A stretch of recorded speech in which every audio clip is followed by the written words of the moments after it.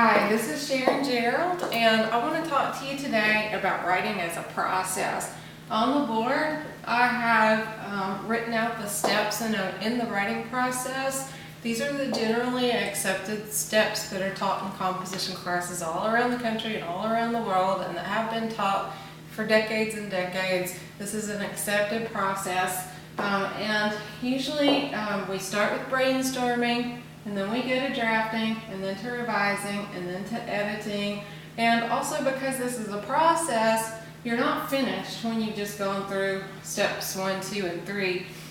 You have to go back and look again and see if there's another place where you need to brainstorm again, if there's another place where you need to revise again, if there's another place where you need to edit again. So you just keep looping back through these steps until you know that you really have done the best job you possibly can on a paper. And then finally you get to the last step, which is to publish.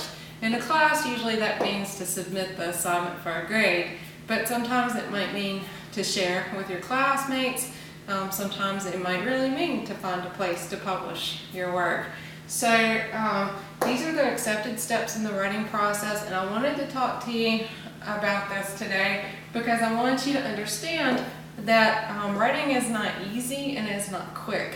And really, you get out of a writing assignment what you put into it. And a lot of times people want to just rush through. Students especially, freshman students, they want to rush through assignments. They just want to get it over with. That English composition maybe wasn't their first choice anyway for a class to take. It just happens to be required. But if you look at it as a process and you realize that you have to take your time with each step, you'll do a much better job.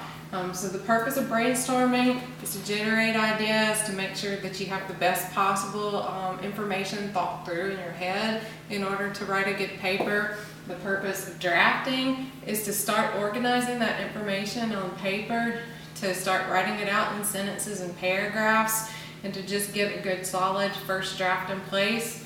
Revising means that you're going back through and making changes to the paper. So once you have a first draft in place, this is a very important step, and it's one that a lot of students are tempted to skip because they think that they've done the best job they can with their first efforts, but that's not true.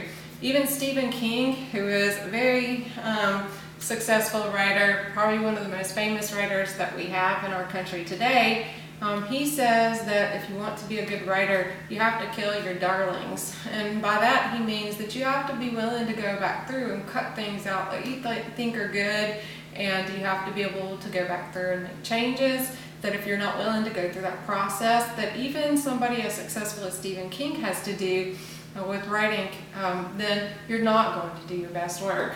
So revising is very important, and when in revising essays, it means that you go back through and you look for sentences that need to be reworded.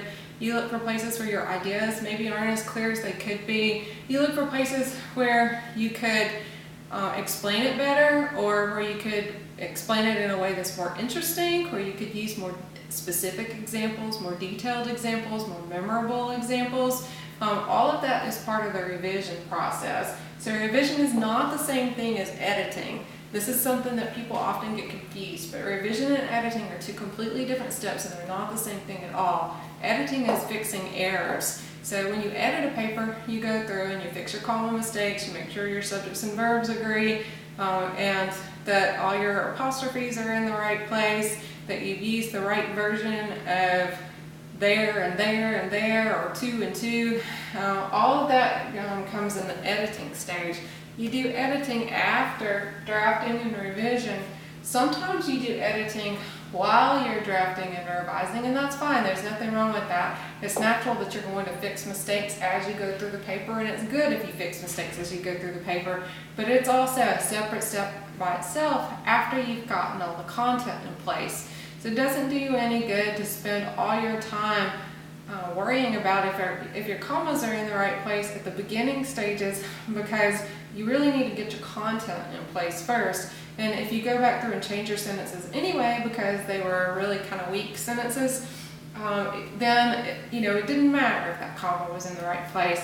So get your content together and then concentrate on editing. And you're going to have to edit more than one time. Everybody does. Even the most successful writers, they don't see their own mistakes the first time through. And so this is why we often do peer editing as part of this process, because sometimes other people can see your mistakes much better than you can. When you look at your own paper, often you'll glance over it without really reading every sentence, and that's because you're reading what you think you put on the page instead of what you really put on the page. But editing is very important. Usually it has to be done more than one time, and it is a separate step for revision.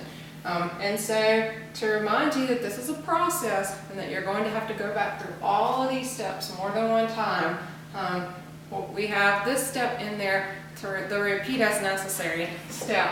So you will, even after you think you're finished, you're going to have to go back through and think about it again. Can I make this better? Can I get rid of something that's not working as well? Can I add some things that will make it more memorable, or make it have a bigger impact on other people, or get my point across in a way that's clearer? All these things are part of the process. So we do treat writing as a process. This is why you will never in this class have a paper that's due the same week that you're given the assignment. Usually we'll go in 2-week cycles. With some of the assignments we might take longer than 2 weeks, but most of the time it will be a 2-week cycle. And so in the first week you'll do the brainstorming and the drafting and some revising, and in the second week you'll finish your revising and your editing and go back through everything again before you turn it in. So that's the writing process, and that's the process that we'll cover in this class.